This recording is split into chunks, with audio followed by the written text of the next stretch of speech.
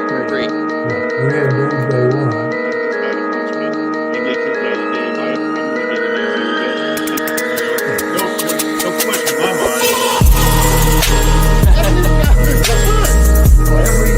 He came from one of the toughest areas of Phoenix.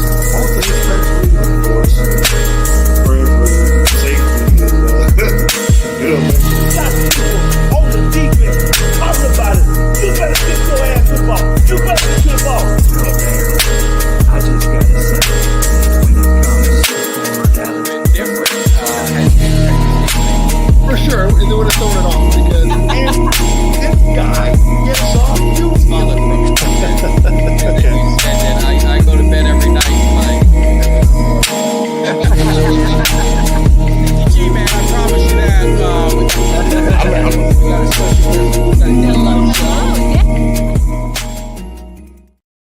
What is up, Cowboys Nation? Your boy Mike Tag here. Look at Sunday morning, back like we've always done it. Back from vacation and enjoyed some time off. Now reality sets in, but we are closer to the season. So of course, if it's Sunday, my partner in crime, G-Reg, is in the house. What's up, Greg? How you doing, man? good, man. What's up? It's nice to be up early in the morning with Cuts crack-a-lacking.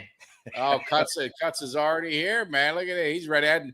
It's like I was telling Greg before, man. It seems like forever since we've done a show and been on and had a nice little vacation up in North Georgia. Then my daughter's getting ready to go to college. So it's been a crazy start to the summer. It's been busy, doing the life stuff. So I haven't been keeping a whole lot up with the Cowboys the last few weeks, but we just we're going to get back in the swing of things. Not a whole lot's happening, but it's going to be good. So make sure if you guys are just rolling in, hit that like, hit that thumbs up, hit that subscribe. If you're new to the channel, always love to find some new people hanging out in the Cowboys cave. So let us know if you are new. We'd love to hear from you.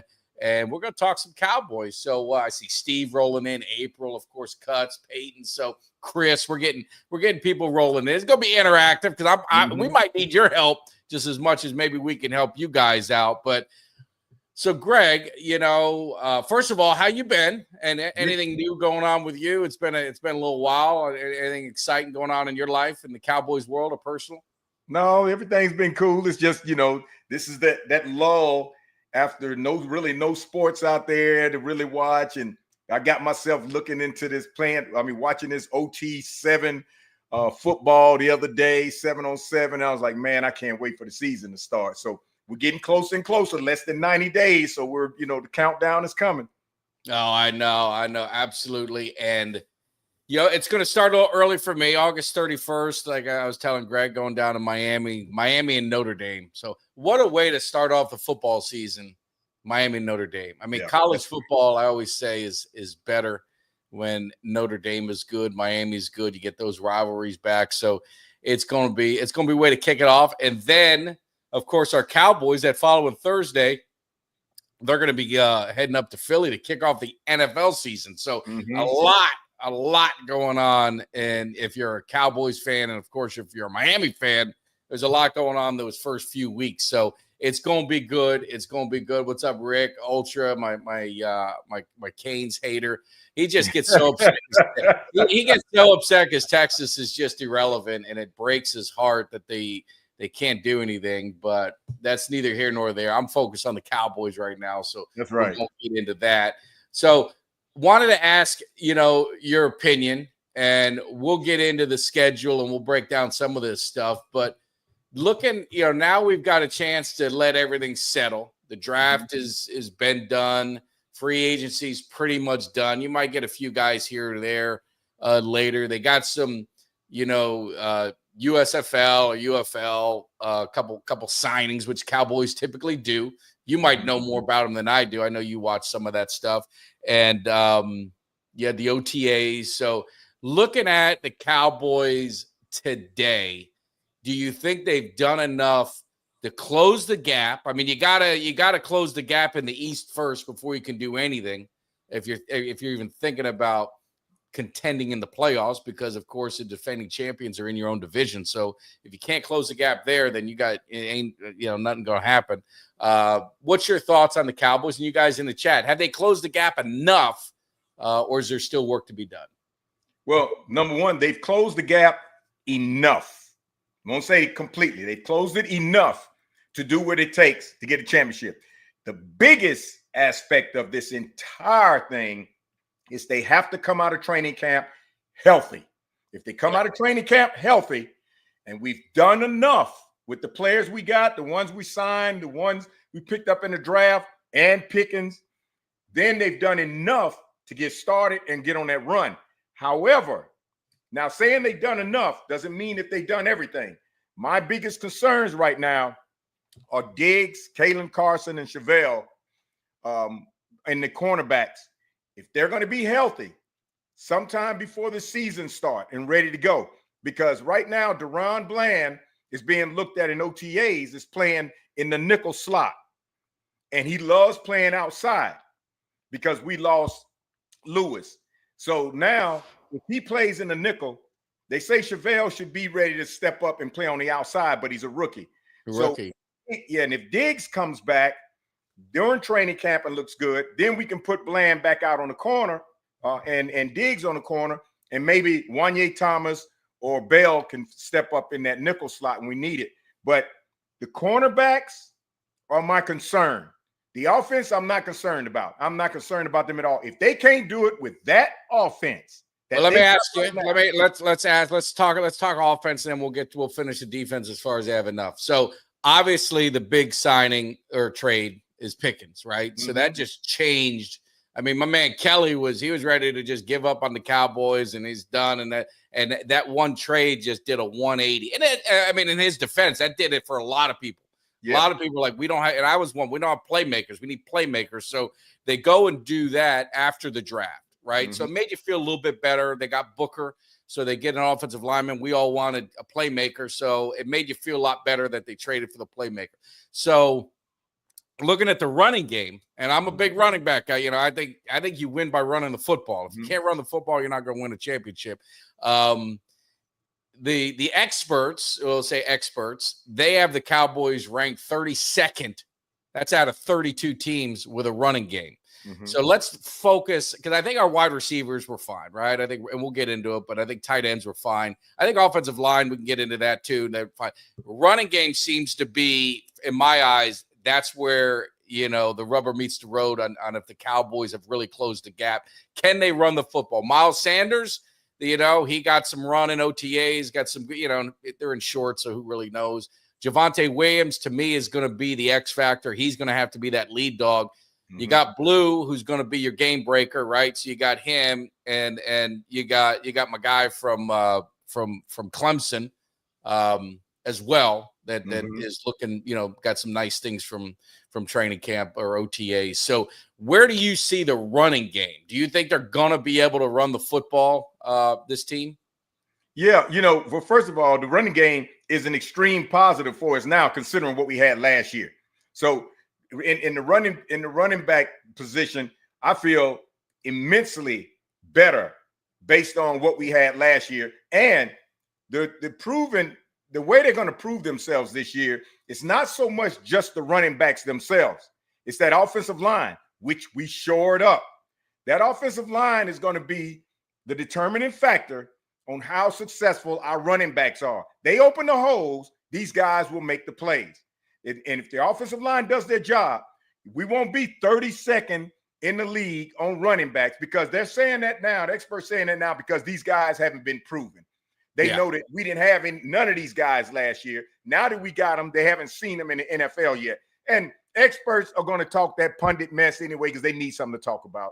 And they can't predict what our running back core is going to be like. So if the offensive line, which I'm very happy about, they do their job, our running backs are going to take care of business. And that's why I'm not worried so much about the offense. Last year, the running backs the offensive line was extremely depleted from injuries. And then we had a veteran leave. And then one veteran who was on his way out, he was hurt, talking about retirement. And then our running back core, we didn't know what we had back there. So between the offensive line and running backs last year, we were garbage. This year, we filled the holes. Those guys are healthy on the offensive line. We've got support, and we got several running backs this year that can do what's necessary, and they can take the pressure off the running backs as well, because we got Pickens out there and Lamb, and then we got Ferguson. So the offense, I'm not worrying about it. Of course, we have to see what they do on the field, but it's far better equipped and ready to go this year, as long as they stay healthy, than we were last year. I agree. I think the problem, and I saw Ultra talking about, we had a 1,000-yard running back. I mean, who cares about a 1,000-yard running back in a 17-game season? That's about 50 yards a game. So it really doesn't mean anything. I look at the team running. The team running game last year was terrible. It got better. I will say it got better later on in the year as that offensive line gelled and they fed Rico a little bit more. But the problem, not the problem, but the limitations that Rico had, he wouldn't put in fear in nobody's eyes, man. He wasn't going to strike fear. He wasn't a game breaker.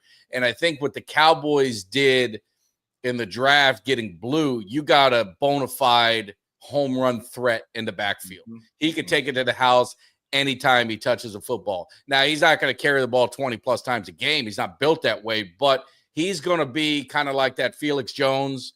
He's going to be the thunder and lightning. He's going to be a guy that you give him some passes out of the backfield. You line him up in the slot. You get him in open space. He's going to be dangerous. And to me, it's what I said, the X factor really in the running game, it's going to come down to Williams. He is the guy that can be the punisher. He is the guy that can carry the rock, in the fourth quarter and just wear down, the defense and just kind of take over a game with the offensive line. So that's the thing, is who do they have there? Could it be Miles Sanders? I mean, he's a couple years removed from having a good season. Obviously in Carolina, I mean, it is what it is in Carolina. And so that's to me the question with the running game. Do they have a guy that can dominate? And Javonte Williams, you're a Miami guy. You remember him at North Carolina. He absolutely annihilated the ACC and annihilated our Hurricanes, of course. So he's got the capability. Health has been his issue. But if you look at Barkley, you look at some of these running backs where they just needed a fresh start and, they were healthy. They could produce. I mean, this guy, he's a legitimate running back. He could be that kind of guy. And that's the one thing I want to see, is how he's going to be in this offense. Well, I'm telling you, man, it looks good back there, because you got Javonte Williams, you got Phil Maffa from Clemson, you got Jaden Blue, and then Miles Sanders. I'm telling you, don't underestimate him. Don't sell him short. Miles Sanders knows he's coming in with a bunch of rookie running backs. He knows he's coming in with a depleted Dallas Cowboy running back. He know right now he can sit there and look in training camp and say, you know what? This job really is mine to be taken. I'm a vet. I know what it takes. I know what I can put in here. And I'm putting a star on my helmet. I'm going to end up being the lead for these rookies. I'm going to show these rookies how you play the game and run. They're going to come off natural ability their first year, because to them, the NFL doesn't mean much to them. They're going to come out there that first year and try to blow it up. Miles Sanders knows how to finesse it. And don't be surprised if Miles Sanders, Javonte Williams, they end up taking over that running back position and really bust it out. And then you got the finesse with Jaden Blue and Phil Maffa coming in, because Maffa he's a strong boy too. Oh, he's the guy that I think could be the bruiser. Yes. He could be the guy that Javonte Williams, if he's not because he's on a 1-year deal. I think the future could be Maffa and Blue could be your guys, let's say 2026. I like Maffa at Clemson. He was a leader. And if you look at what the Cowboys did in the offseason, they drafted leaders with Booker. And Maffa was captain of Clemson, which is a powerhouse program. You're talking about Alabama powerhouse program. Jaden Blue, powerhouse program at Texas. They went out and went to schools that had high competition, and these guys competed in practice against guys that would start on any other team. So I think they're mentally tougher, and they have they're a culture of winning. And so I think the thing that I saw with the Cowboys this year in their draft, they went out and they got guys from big schools that played against big competition, that competed every day in practice, that love football. You talk about Booker and, the comment, and I'm paraphrasing because I don't have it word for word, but basically he's just said he'd love to break the will of his opponent because the love of football just kind of exited their body as the game went on. I mean, stuff like that. That's the mentality that this team is lacking. And I think with what they did in the draft and in free agency, being very strategic, but you get a guy like Pickens, people are criticizing Pickens. Oh, he's going to be trouble in the locker room. He's this, that. He's a competitor. And you need to have a couple of those guys that kind of live on the edge. I mean, Charles Haley lived on the edge. Des Bryant lived on the edge, but in a positive way. Michael Irvin lived on the edge. But they were positive influences in the locker room and on the field. You need to have some dogs. You need to have some people who are going to get in somebody's face. So I don't have a problem with, as long as it's controlled, and that's up to the leadership. It's up to Dak Prescott, Micah Parsons, CeeDee Lamb, the leadership of this team to control that, in the game. But I welcome it. I welcome it. So. Yeah, and I think all of that is going to be the positive, and I think those are the aspects that everybody's going to bring to the team. And the icing on the cake is the new culture that Schottenheimer's bringing in. He's going to meld all that together with the culture that he's bringing in, and everybody's going to be. It's going to be more of a today's game type mentality, from culture to players to that beasthood on the sideline versus yesterday's game with McCarthy / trying to blend it in with today's game. Now it's just full force today's type game with Shotty. So all of that is going to make a major difference. Miles Sanders is going to be a leader in the running back core. Pickens, people don't understand. Pickens was upset a lot. He was like a Dez Bryant, so to speak, because Pittsburgh was trash, and he still helped them get to the playoffs in 2 years, his first 2 years. But Pittsburgh was trash. You got a revolving door of sorry quarterbacks coming through Pittsburgh. Soon as you draft this guy, he doesn't know who's throwing to him. They don't all work together with him. This one comes in. He's not on the same page as Pickens. Pickens still doing his job, acrobatically catching balls like Michael Gallup, but they can't do much consistently because Pittsburgh was trash and they were hanging on. So, of course, he's coming in out of college. He's helping them get to the playoffs first 2 seasons. He's leading them in receptions. He's doing everything he can. The culture was totally different. The team was combobulated. And he didn't know what he was on. He knew he was on a franchise team, a world-known team, but they were playing like trash. Of course, that man's motivation is going to start getting pissed off. And then him thinking he's on the Pittsburgh Steelers, but he playing like the Cleveland Browns. That's why he had an attitude. It wasn't an attitude because he was a diva and I got to get the ball. He didn't have any consistency in quarterbacks. He didn't have any quarterback coaches talking about, hey, let's get together with Pickens, show him this. But when they did throw the ball to Pickens, he was ready. He was willing. He caught him, and he caught some balls that some quarterbacks wouldn't have never been able to be caught if they threw it to other receivers. Now that Pickens is coming to an organized team with new culture, with all the weapons, a healthy quarterback, offensive line, running backs. There's nothing on that offensive side of the field, offensive coordinator, nothing on the offensive side of the field that's going to make Pickens get upset. If anything, Pickens is like us when we get the ice cream trucks coming down the street for the first time in the summer, and we're jumping up and down like, ooh, I'm going to get some ice cream move. That's where he is because he sees the entire team as that ice cream truck. Everybody on that team. No, I agree. And I love we get Eagles sometimes. I enjoy the Eagles coming in. They always got the D on their mind, and they always, thinking of the Cowboys. So we love it. So we got our man Drew. He's not feeling our offensive line, and he's like, you're acting like he's got. There's no broken culture. There needs to be a culture developed by the players. It's not by the coach. I mean, the coach can set it. But the issue with the Cowboys, Drew, have been to me, it's always been the locker room.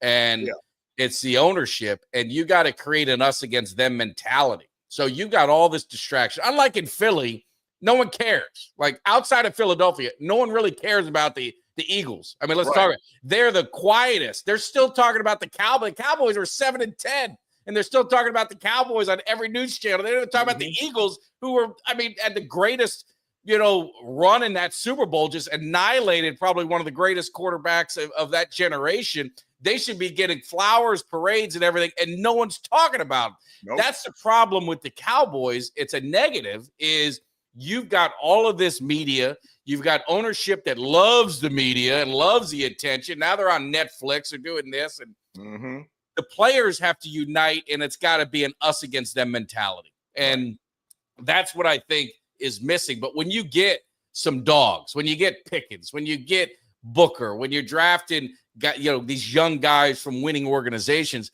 they know what it's all about, and they can go in there and instill that. And obviously it's going to have to start with your quarterback as a leader of your team. Yeah. So it starts and ends with Dak Prescott in the locker room. But Micah Parsons, obviously, he's the best player on the team. So it's really going to start with him. And you've seen what he's done in his leadership role and taking more of an ownership of that and demanding and showing up at OTAs, even though he's on a final year of his contract, doing those little things that need to be done in the media. So that whole culture thing, culture is probably the most overused word with the Dallas Cowboys. And I think culture is important, but it's not, you're just going to get this new coach and the culture is going to change. It starts with the players. Yeah. And, Drew is fishing.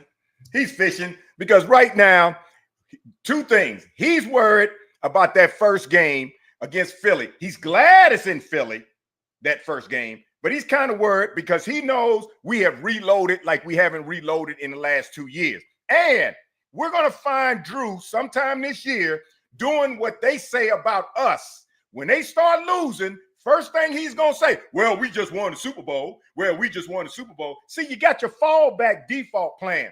Instead of saying, man, we still kicking it, we kicking it. When y'all start losing, Drew's going to be hollering, well, did y'all just win the Super Bowl? Well, look, Drew, just like y'all tell us, that was last season. Quit living in the past. What have you done for me lately? So get your fishing reel out there and put some good bait on it, because you ain't going to get nothing out of the Dallas Cowboys camp. That's going to help your Eagles, and you better hope y'all don't lose that first game in Philly. So keep doing the commercials, Jalen Hurts, because that's the only thing they're doing, talking about them Philadelphia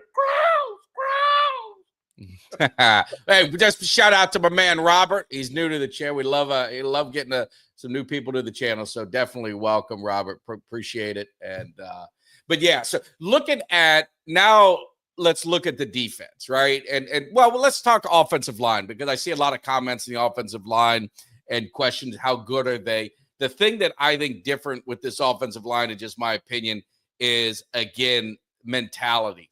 You saw a lot, in the last half of the year, that offensive line got better and better and better and better. These young guys gel. And you don't need a bunch of first-round draft picks to have a great offensive line. The Cowboys proved that, back in the day with the OG Great Wall. There was not one first-rounder on that team. But now they get Booker. They got BB.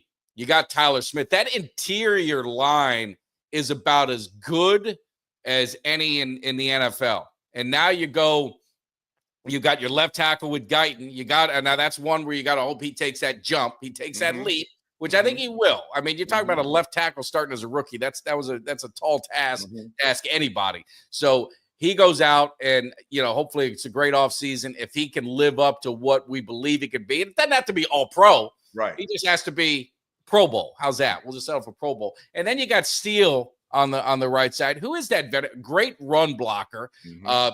Not great in pass protection, but he was 2 years now. He's 2 years removed from the injury. And you saw him get better and better and better as the year goes on. So the offensive line is set to be pretty good. Now, I'm not going to say they're the best offensive line in the league. It's got to be proven. And Philly, we'll give them their flowers. The Philly's got the number one offensive line in the NFL until proven otherwise. Dallas Cowboys, you have that opportunity.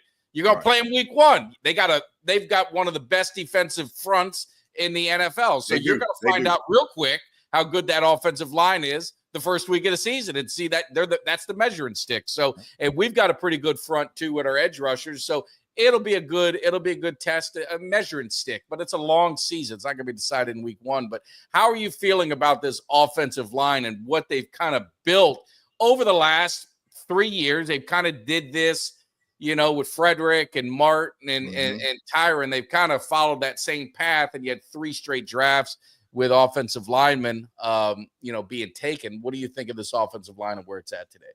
Well, the reason why some of the guys weren't that well versed last year in the passing game, because all we had was Lamb out there. When you got Lamb out there, Prescott and Cooper they're holding the ball longer, hoping he can get open. The longer you hold the ball, the better the defensive line has a chance to rush. Now, and the running backs, we really have anybody coming out the backfield to catch it in the flats, because if Dowdle went out, everybody keyed on him because they knew Dowdle was the man. So this year we got so many options on the offensive line, and on receivers and tight ends and running back. Dak won't need to hold the ball that long. All he needs is a couple seconds. So their game on the offensive line, their blocking is going to be much, much better. It's going to look like, man, these guys really improved. When it's twofold, it's not that they've so much improved, is that Dak doesn't have to hold the ball longer now looking just for Ferguson or Lamb. He's got so many options, he can get the ball out quicker. And he can get the ball out to the flats quicker to these running backs. And the running backs running the ball as much, that's going to put much pressure on the defensive line to try to block them holes. Then when it's time to throw the ball, you catch them off guard. So Guyton's going to take a leap, because the game was too fast for him that first season. And it was too fast, and he was trying to get a jump on the defense so much. That's why he kept getting those penalties for procedure.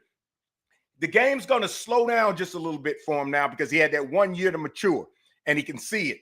And he's got some help. And then you look at the 3 Hall of Famers we got. They're gone. Yeah. And it's about time that they kind of filtered out, because although the last 2 were all we had that anchored offensive line, they were in their twilight days, and they were barely hanging on with the injuries that they had. They were barely hanging on, and that's why they couldn't do much to really support the quarterback, let alone the rookies on the other side, because these guys were barely hanging on with these injuries, and they weren't really any better than the rookies that played who hadn't had any experience. Now we got some experience on the line, youth experience. And depth on the line, too. Depth on the line, and we got depth in the offense, where Dak will not have to hold that ball that long at all. So the offensive line, they're just going to they'll give them enough time to do their job so that Dak can get the ball out and the running backs do what they got to do. I have no questions about the offensive line, other than the fact, that it's got to be proven in the game. But I absolutely love where we are right now with offensive line, tight end, wide receivers, quarterback, running back, Joe Milton as a backup. Yeah, legit backup. I have no questions about the offense. I just want them to come out of training camp healthy. Yeah, that's the key. And that's the key for every team. NFC East, appreciate it. New subscriber, love it. And just a reminder, we got a lot that obviously watch us on Twitter and Instagram and all that kind of stuff. Always good to come over to YouTube, watch it on YouTube. 1, it's great for the channel, helps us out. But 2, you get to be part of the chat. The chat is usually the best part of the show. You get a lot of fighting and arguing. And for some reason, Eagle fans love coming in and watching Cowboys content. They can't get enough of it. So it's a great spot to just talk shit. So it's always fun. And we love all our guys, even though some of them are Eagle fans. But Drew follows me. Drew follows me on TikTok too. Yeah, he's wondering where you've been. He said you've been hiding. Yeah. But he follows you. But hey, we spent a half hour on the offense. We probably could spend 2 hours on the defense, but we'll give it another half hour on that. And looking at the defense, and then we're going to get into the schedule. This is probably where, if you're going to have sleepless nights as a Cowboys fan, or this is probably where the concern is. So my opinions, I'll give them, and then you tell me what you think, Greg, and in the chat, would love to get yours. Edge rushers, I think we're deep there, and we've got playmakers. Obviously, obviously Parsons. You got our guy back. God, why am I having a brain with Fowler? You got Fowler back. Sam Williams coming off an injury. He's going to be back. Nealon. They drafted Eazy-E, who's already looks great. The media, all the experts, they got him on the all-rookie team. They think he's going to be one of those guys that is going to shine as a rookie. You've got a lot of depth on the edge. The middle, with Osa and Mozzie, I think we feel okay with Osa, Mozzie, and they drafted obviously a couple, not drafted, but they drafted Toya. They drafted Easy. Now Easy's the edge guy. Yeah. They picked up the dude from the 49ers and the Thomas. Jets, Solomon We got Thomas. Solomon Thomas. They got a couple guys. Linebacker, obviously, with Agent Zero being out, overshown, and for a little while. But they got Murray, who I think Murray is going to be. He's going to be a sneaky guy. The kid they got from the Chicago Bears. The one thing about Eberflus, he runs a great scheme, and it's great for the linebackers. So I think I'm not worried about our linebackers. I know some are concerned about linebackers. So linebackers, I'm not there. Secondary is where there's probably some concern. Now, pass rush can solve some of those problems. Yes, it can. Yes, it can. Diggs coming off an injury. Bland, obviously he was hurt, but he's fine. He finished out the season. He's going to be good. You talked about Ravel. You talked about Carson. We've got a couple other guys. You got Booth back there. You got the Butler who got injured. So you had a lot of guys that kind of came out of nowhere and was filling the void because that position was just decimated by injuries. What are you thinking of this defense where we're at now? And then I'll ask this last question for you guys in the chat. Can scheme overcome deficiencies in areas? Because Eberflus's scheme has been proven. He's had top 10 defenses with the Colts with not a lot of talent. Right. He took a Bears defense that was last against the run, brought him the first against the run. So he's been shown that his defensive scheme can make a difference. So what's your thoughts overall on this defense? And then get your guys' opinion in the chat too. Well, my most positive aspect about the defense is Eberflus, because right now we got a puzzle over there on the defense, and there's a couple of holes that need to be filled. I'm counting on Eberflus because when you look at the defense, you start worrying about the cornerbacks, and then you're saying, okay, linebackers we should be good, but we ain't seen them yet, but they haven't proven. And defensive line and edges, I'm not worrying about them. And then I'm like, oh man, that's like, oh wait a minute, we got Eberflus. Eberflus knows how to coach a defense. Now, he may not be able to head coach, but he can coach a defense, and his schemes can make up for a lack of talent in some areas. So Eberflus is the saving grace as far as I'm concerned for defense. Linebackers, we should be good, but some of them I don't know about. They just came over. They haven't been proven yet. But like I said, Eberflus can bring that thread together, and I think that scheme that he puts together can help from the linebackers to the defensive line. Corners and safeties. Here's where I got an issue, because we got Lewis just left to go to Jacksonville.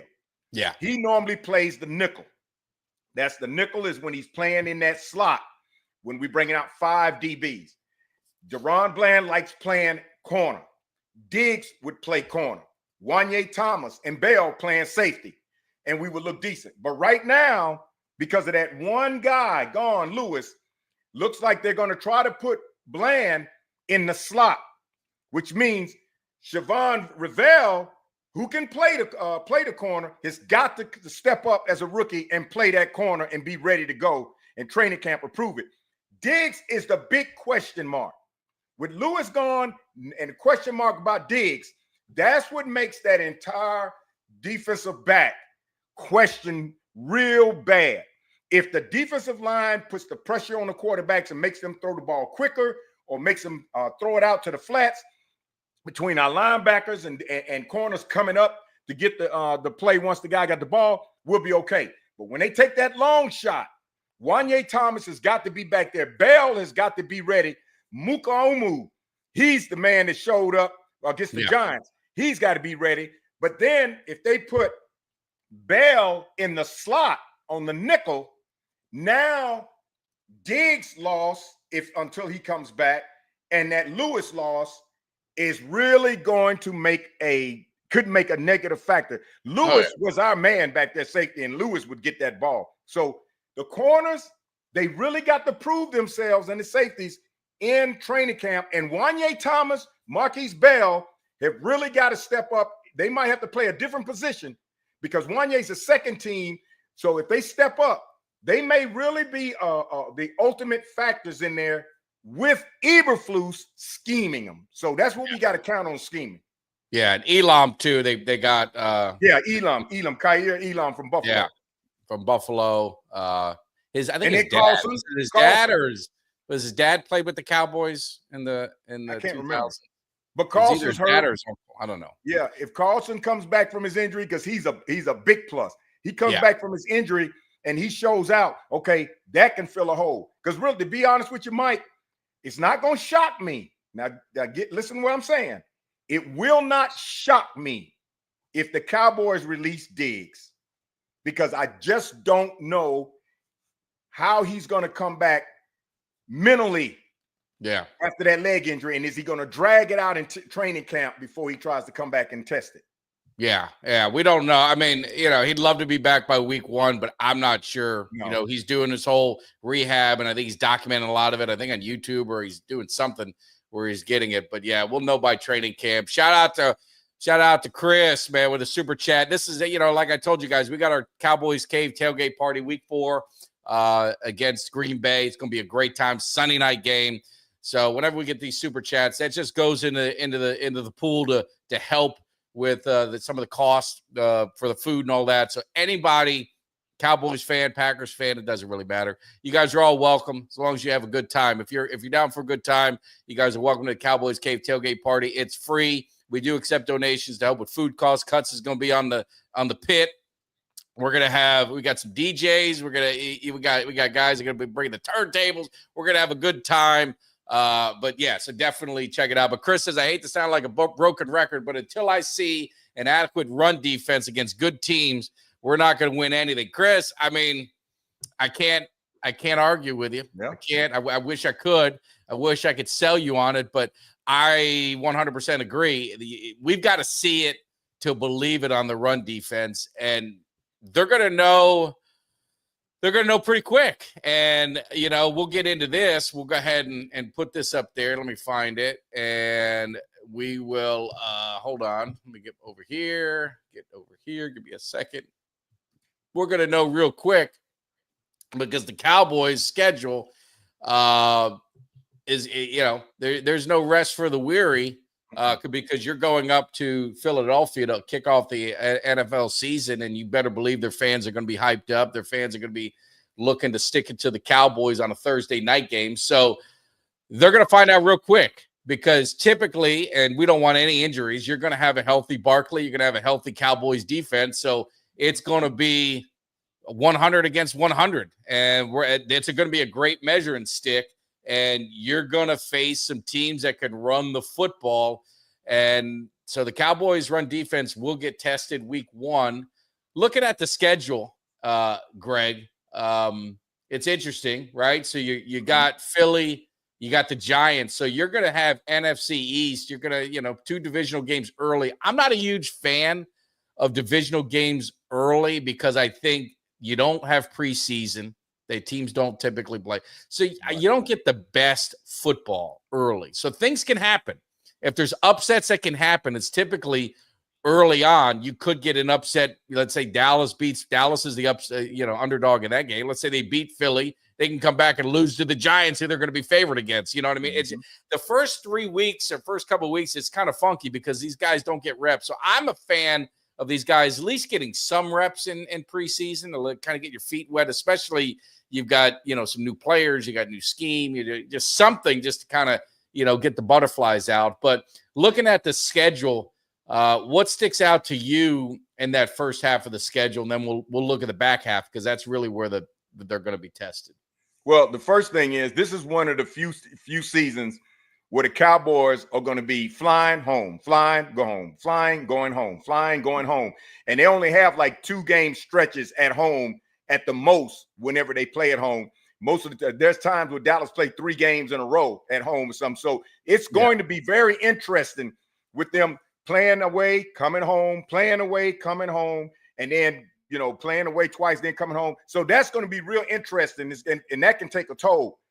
The whole schedule for the Cowboys, because of last season, because of what hasn't been proven yet, the entire schedule is a worry. Because right now we need to see how these folks are going to gel together on defense and offense with new players, with new free agents. new coaching staff, the new culture. Preseason is going to show us a little bit, but not much. That first game in Philly is going to be a barometer. It's going to show if we're coming to compete or if we're still not sure who we are yet. And every game after that is going to be a test. The Giants, because I feel the Giants got a long ways to go before they become elite, the Giants game should be academic. It should be academic. Chicago's going to be a test because they did some things this year, coaching and players, to shore up and fix things that they had wrong last year. And and you're on the road. Green Bay coming home should be our revenge game. Everybody with the new players, with the new coaches, with everything that we got going now, that should be the game that they're putting on the books to saying that's going to prove what we look like this season, the way we play Green Bay at home. We play Green Bay and beat Green Bay. I'm telling you, the motivation, inspiration is going to be so high. Those next two games, we should go on the road and we should beat those teams. And then Washington comes home and we got an opportunity to set up a good first half of the season already. Denver's going to be tough. Denver's going to be tough. They haven't beat Denver since 1992. But our defensive linemen can make a major difference on Denver. Arizona, I don't know. They might be a surprise team, finally get their act together. Well, let's break it down in the halves, right? So you got the first half and the second half. And I saw a comment by, I think, Andrew, need to pile up wins. I can't agree more because if you look at the first half, there's opportunity for them to get off to a quick start. I mean, Philly, we're going to get into the wins and losses, but Philly's going to be tough. Giants, they should win. Bears, they should win. Packers going to be tough. They should beat the Jets. They should beat the Panthers. Commanders at home, they should beat the Commanders at home. Yep. Denver is just my brother's a Bronco fan. My nephew's a Broncos fan. There's something about the Denver Broncos. The Cowboys can't beat them. No matter how bad Denver is, no matter how good Dallas is, or vice versa, the Cowboys cannot beat the Broncos. I don't know why. They haven't beat them since the 90s, and I don't understand it. And then you look at the Cardinals. Kyler Murray has never lost in Dallas for whatever, high school, college, professional, for whatever reason. So it's really important, I think, for the Cowboys to get off to a fast start, and they have the opportunity to with the schedule, because on that latter half, after that bye, you get the Raiders on Thanksgiving. But these next four games over a stretch of just 20 days or whatever it is, Philly, Chiefs, at Detroit, Minnesota, and you can even throw the Chargers, who I think the Chargers are a much improved team with Harbaugh. You're talking about 5 games in a row against playoff teams and against really good teams, a lot of them. That's going to be – they better pile up some wins, because they might be piling up a few losses there if they don't watch themselves. Yeah, and the thing is, I'd rather see them play a hard schedule like this with the reload that we made. So these guys can really get a test of what it's like to be in the NFL and play against the best.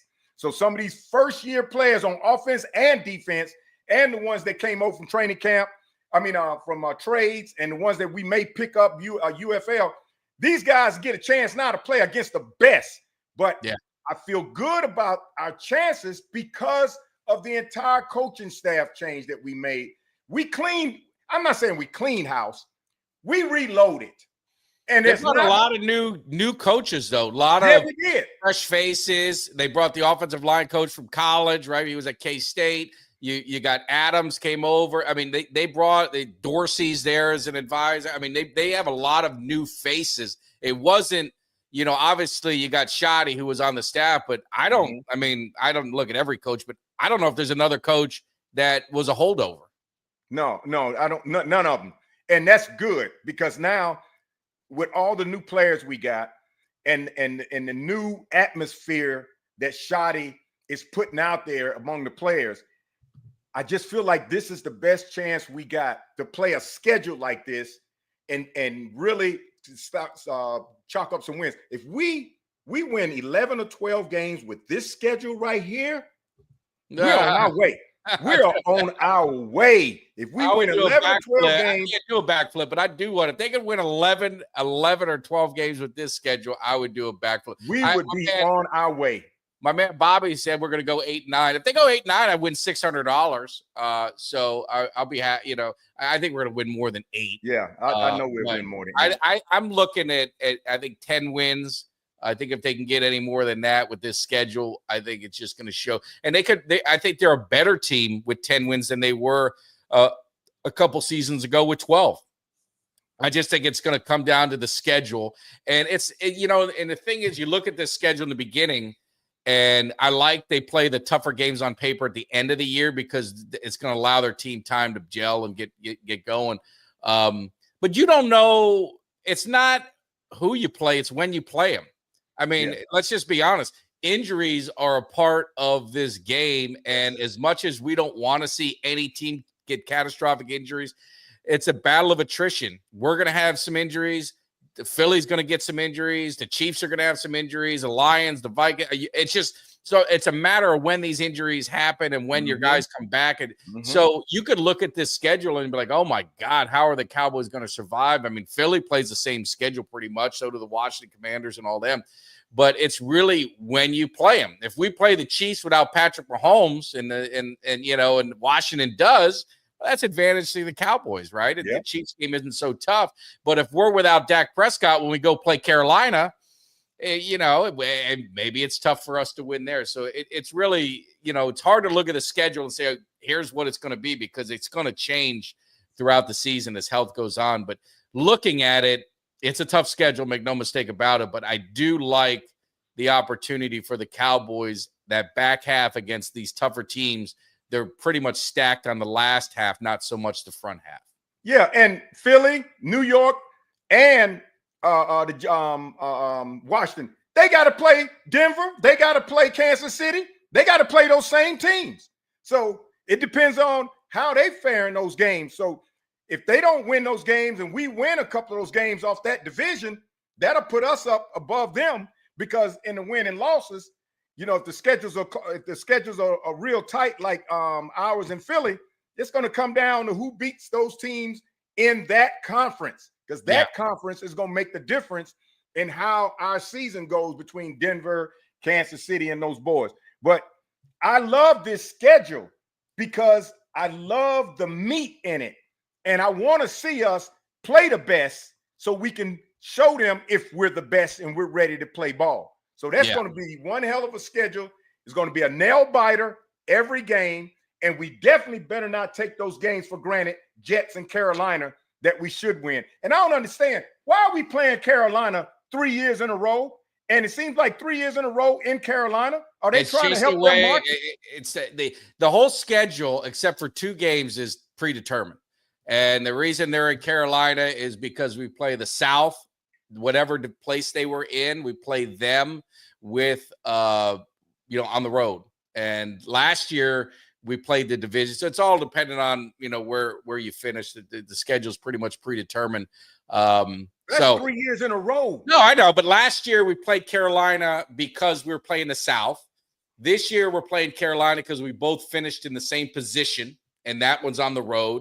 And then they did the same the previous year because you alternate. So we play the Cardinals at home. We play the Panthers on the road. If Tampa would have slipped up, we could have been in Tampa, which I was hoping for because obviously I live in Tampa. So that would have been a nice, easy ride. But yeah, it's just weird. If you remember back in the 90s, Packer fans used to just get infuriated because they played us every year in Dallas. It was like 7 years in a row and they could never beat us. And then finally, I remember it was 90, I think it was 97. Because even 96, they played us, and that was a game we beat them with 7 field goals. It was 21-7 or something like that. And they win the Super Bowl. And then the next year, we finally play them in Green Bay, and they just beat the hell out of us. That was when Dion got a pick 6, I think, in the last, before halftime or something like that. But they just annihilated us, and they felt so good. Finally, we got them in Green Bay, and they beat us. But, it's just weird how the schedule, just kind of those quirks happen. But like I said, I think it's a good schedule. I saw Steve talking about hopefully getting to the Green Bay game. Hopefully you do. We'd love to see all you guys if you guys are at the Green Bay Cowboys game. I know tickets are a little pricey for that one, so I know, I understand, but we have people that aren't going into the stadium. Now I'm going into the stadium because I've never seen Green Bay, but I know Cuts. I know a few other guys. They're hanging out at the tailgate, and we'll have a TV there, and they're going to just watch the game there. So if you live in the Dallas area, you could take an Uber down to the stadium and hang out and just be part of everything, and then watch the game, outside the stadium with a bunch of other people. So there's no reason if you're in that Dallas-Fort Worth area that you can't come by the tailgate. It'll be a lot of fun, and love mixing it up with Cowboys Nation, man. I tell you, that's the best part about being a fan. And they always talk about, I know, Greg, you feel the same way. I mean, you got the Cowboys cave. It's family. It's what Ronnie talked about down when I was at Cuts' thing. What's a star mean to you? It means family. And I think for Eagles, I'm sure it means the same for them, because you just become part of that culture of meeting all these fans from different areas, and it's the one thing that unites you together. I have more fun pre-game. I have more fun leading up to the game. Really, watching football in a stadium, it's not the best. It's actually better. I mean, most people hopefully might agree. I think it's better watching on TV. It's a much better game to watch on TV. But being part of the event, the build-up is more fun for me than actually watching the game live. Yeah. So because being at the stadium, what I like about the stadium is the fact that you get to meet everybody, hang out with everybody that and just the festivity of it. Now, if I prefer watching it on television because I'm in my atmosphere, I can see the replays when I want to see them the way I want. I can see it close up and the way I want. I can get my snacks. I got my beer. I got food, everything I want right here with me. And being at the game is just as fun because the pregame, just like for the tailgate party last year, the pregame was off the chain for the tailgate party. I mean, we had a ball. We won tailgate of the day. The rowdy came by. The staff recognized us. We had a ball. Some of the folks that were there didn't even go into the game. I went in the game, but they didn't even go into the game because they watched it from the parking lot and they had fun still at the tailgate. But that was off the chain prior to the game. So when you went into the game, it was good. But the pregame, the tailgate, that was off the chain. Yeah, no, I love doing it. And this year, I think I told people that season tickets, I'm not going to renew my season tickets. They kind of pissed me off, but I'm still going to the games. I'm just going to just pick the games I want to go to. But the investment in the season tickets, I just didn't feel like I was getting the value from the organization. And then when I questioned a couple things, their response kind of set me off. So I'm going to a bunch of games this year. So I'm going to the Giants game.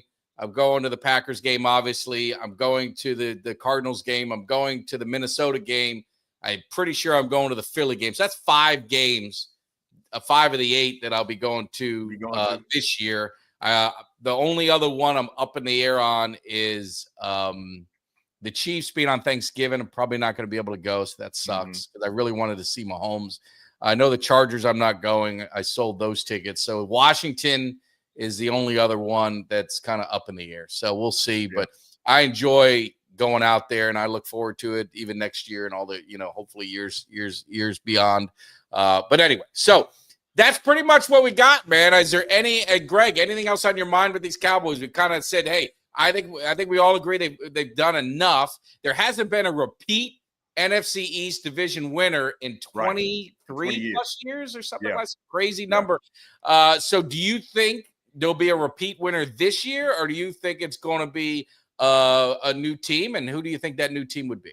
Philly is strong, but Philly did lose some people in the defensive backs. Yeah. Philly got some people that left. I think one retired, big aspect that retired on defensive line. Philly, you're not sure what you got coming back with Philly. You're not sure yet. You don't know the mentality of how everybody's coming back because they just won a Super Bowl. You don't know what's going to happen in training camp. And like you said, nobody has injuries, because you never want to see that, because I think about these folks' families and their futures in the league when they get injured. And now that could be a difference as far as monetary. That could be a difference whether they make it back or not. I want us to play the best. Washington, I think this year is the team to watch. They got Debo, and these boys. Debo looks like a damn D lineman. Yeah, but Debo's going to be in shape by the time the season starts. But they got Debo. Yeah, Dante came back to us, which is huge. Because remember, I told you last year, Dante and Durant Armstrong, I kept saying, I said, man, I hate that they followed Dan Quinn because those boys, they were beasts for us. And you said, yeah, they were okay. We just didn't replace them. But I just wish they'd stayed. But when I heard Dante was coming back, I was like, oh, man, we needed Dante back. So that's going to help us. But Washington is going to be the team that the networks, the pundits, and everybody's going to be watching because they think Washington is going to take that next leap over Philly. If we play Philly tough and beat Philly, it'll come down to us in Washington. Us in Washington. And the Giants, the only way that I can see the Giants moving up is if Giants just come out of nowhere. Right now, they don't even know who their quarterback going to be. And I think Dabo and the Giants made a big mistake. Number one, by getting rid of Barkley way back. Number two, not getting a quarterback early in the draft better that they could have gotten. I don't know what their thought was, but I'm glad. I'm glad they did what they did. And I hope they become the sweeping material for the rest of us in the NFC East. So I expect Dallas, and I'm going to say it, I expect Dallas to go no lower than number 2 in the NFC East. No lower than number 2 in the NFC East. And on a good day, we could win the division. Yeah. No, I mean, I wouldn't disagree. I don't think Washington is going to be, I think they're taking a step back. I mean, I think they were very fortunate in a lot of games. I mean, we beat them with Cooper Rush and really should have beat them with Trey Lance. Sure did. I don't believe their defense is not very good, and I don't think they got better. I think Jaden Daniels is a really good quarterback, but now you got a year tape on him. You saw CJ Stroud kind of not be bad, but take a step back. I mean, right. I think there's gonna be some bumps in the road, and I think they're very fortunate. And you know how you have those seasons? I think Dallas had one year where just everything that could go right went right. Yeah, and, I remember. You know, you're like a one play from being 7-10, and you're 12-5. I mean, it was just kind of a weird thing. I think that happened a lot with Washington. So I don't know. I'm just not a big believer in Washington. I could be proven wrong because I didn't think they'd be good last year. And Kelly said they'd be good, so he proved me right. Philly is obviously they're the Super Bowl champs. They're the team to beat, and they're the barometer. The only thing that you just got to wonder with Philly is with Barkley. Typically, historically, when a running back has that many yards, that many carries, that many, can they repeat that the following year?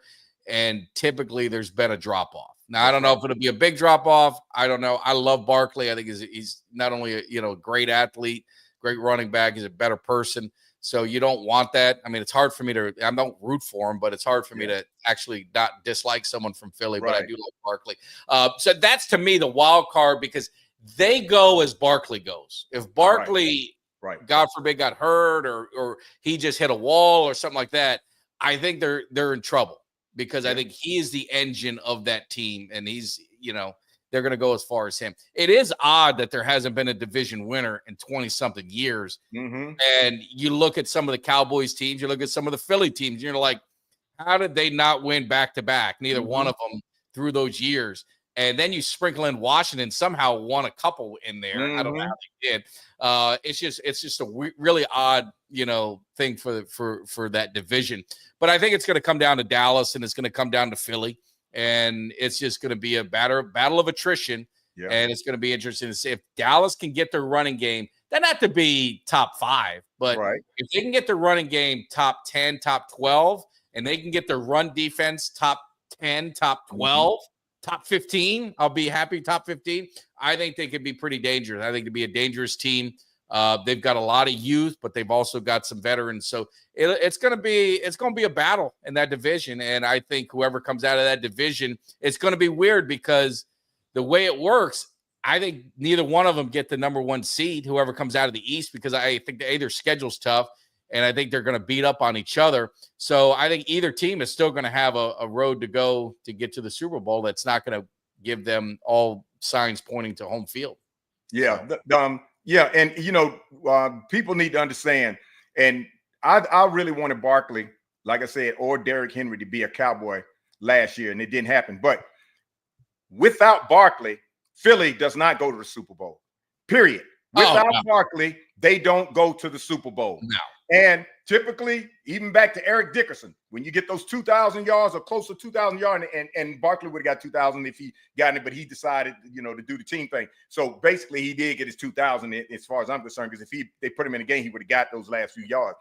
But typically, the year after, there is a drop off. There is no back-to-back 2,000 game season, and it's rare if it ever happens. So our teams in our division, you're right, we'll beat up on each other, and the records will be enough to get in the playoffs, but they won't be enough to dominate the division and get that first seed or something like that. So they're going to have to go on the road. I have no doubt about that. And it's going to be the war of attrition during the season, and hopefully through all that bang between at least three of the teams in the NFC East, that one of the teams comes out more healthy, and I'm hoping that it's us that comes out more healthy than the others, because of course that's the Dallas Cowboys. I want them to win. But when you think back, when they said no back-to-back team in the NFC has won the title in the NFC back-to-back, and you would assume the Cowboys did win back-to-back somewhere along there, because I'm like, when we were winning. But then when you go back and look at it, it's like, yeah, they didn't. Now they might have won it, lost, and then won it. Yeah. But they didn't go back-to-back. So our division is going to be bumps and bruises. Because I think every team, I don't know what the Giants are going to do, but at least us, Washington and Philly, are going to come out trying to annihilate one another and put everything on the field, that by the end of the day, when the smoke clears, whoever takes that division may beat it by one game. It may be by one game, and it's going to be tough. It's going to be tough. And I mean, we all play each other at the end of the year. They do that, right? So we got, I think we play the Giants in Washington then the season, and I think Philly's in there. Yeah. Playing Washington and Giants, so they always do it. So it's going to be fun. But more importantly, man, it's fun being back in the cave. We got all you guys hanging out with us. Definitely appreciate it. 300 on it, coming on an off season. It's so hard, but I definitely appreciate everybody in the chat. I'm glad to be back in the cave. I'm glad to be hanging out with my man Greg. We will be live tomorrow. Jimmy D and I will be back. We got Big C's. He's all over the place. He's Florida Panther winning the Stanley Cup. My man is everywhere. He's on the ice. He's all over the place. He's on the Stanley Cup, so he's going to be coming in. We're going to be checking in with him, talk some more Cowboys, and then obviously Kelly and I will be back on Wednesday. So we're back in the swing. We got some interviews that are going to be set up. I know George Teague is going to be coming back in the cave pretty soon. So as soon as he gets back from Belgium, he's doing football camp over there, but we'll get him in July and working on a couple others. So definitely, if you guys are new to the channel, hit that subscribe, hit that thumbs up on your way out, that like button. Definitely appreciate it. Don't cost you nothing. And then, of course, make sure you guys stay tuned. Spread the word with Cowboys Nation, man. Like, subscribe, share, all that kind of good stuff. Greg, always good hanging with you. Everyone in the chat, good hanging with you. You got any final words, Greg? What do we give you the final word of the day? Nope. The final word is I feel real good about the Cowboys. Cowboys Nation, get ready. We got everything we need this year. All we need to do is keep Jerry Jones, keep his mouth shut, and let us play ball, because we're ready to go now. All right. We'll see you guys. Have a great Sunday, and I'll be talking to you soon. See ya. Give me somebody that's hungry. Give me somebody that's hungry. I need somebody.